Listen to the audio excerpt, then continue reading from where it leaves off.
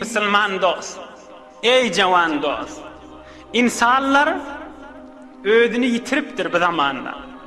İnsan Hudaýyny ýadyndan çıkarandan sonra ödünü ýadyndan çıkarýar. İnsan hoşlugy günahın içinden tapjak bolupdy. Hudaýyň garanky bolan ýerinden hoşluk tapjak bolupdy.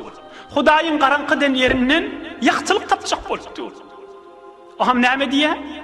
Günah yerden güljek bolýar, gaýgysy köpelýär, narahaty köpelýär, çaýsy awlyk bolýar, nahara awlyk bolýar, erheliň arasy degýär, enata ogulgydyň arasy degýär. Aham maksadyna yetmedi da, inni öwrilmeli Allahyň ýoluna, inni näme diýär? Ah! Bu günahny etberip, başga bir günah edip, ýene ýüregini jaýlaşdyrjak bolup, öňkü narahatynyň ýerini tutsun diýip, haram zat bilen ýene özüni dewa etjek bolýar.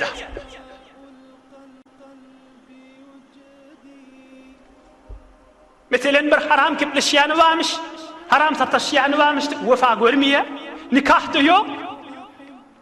Dälip barýar, bu kulli biwefalykdy görüpdir, ýyly ýok puç, inni gelmeli Allahyň gapsyna. Ýok, inni başga bir bilen ýene haraşyk, ýene sataşyk, ýene kepleşyk, öňkü narahatymy ýuwsyn diýip. Öňkü demmeter ýene derdi köpelýär. Hudaýyň ijazat bermediklerinden hoşluk tapjak bolmaly. Ey Müslüman dost, hiç kunci bidedu bidam nist, cüz bi halvetgah hak aram nist. Hiç kunci bidedu bidam nist, cüz bi halvetgah hak aram nist.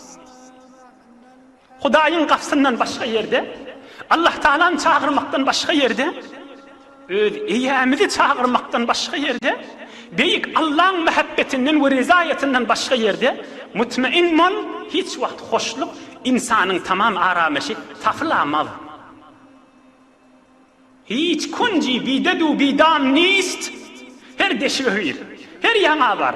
Hoşluk tapacak bol, rahatlık tap bilmersin. Cüz bi halvetgâhe hak aram nist.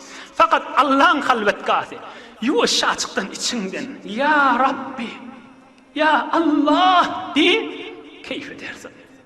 Aramışa şu vakti yetersin. Bu insanları öde, hoşluğu Allah'ın rızayetinden göddeptirler. فَمَا بَكَتْ عَلَيْهِمُ السَّمَاءُ وَالْأَرْضُ وَمَا كَانُوا مُنظَرِينَ. Büyük Allah Zülcelal'ın kelamışı. Suriye Duhan 25. paranın içinde. Kafir adam ölünne yerde ağlamadı, göğünde ağlamadı ona. İbn-i Kesir deyip bir tefsirimiz var. Şonu bir rivayet getiriptir, şonu ayda kanı geçeyin üstünden. Ma mâte mu'minun illa bekat aleyhis semâ'u vel ardu 40 sabahan. 40 sabahan. 40 sabahan. Her mümin Müslüman adam Allah'ın salih bendeti dünyadan geçenine, ölünne, ayrılanına şuna ibadet etyen yeri ve amal çıkyan göğünü, amal çıkyan yeri 40 güllep ağlayalı şuna diptir. İbadet etyen yeri ve amal çıkyan yeri 40 güllep ağlayalı diptir. Emme kafir fasık adam ayrılanına begin yerler. Yok bolmuş, yok bollu bizim üstümüzde, fakat haram iş ederdi. Ve şu kaftan fakat haram çıkardı. Fakat günah çıkardı. Fakat Allah Teala'nın icazet vermedik rahatları çıkardı. Allah'ın kelamının içindeki gurrunlar şular.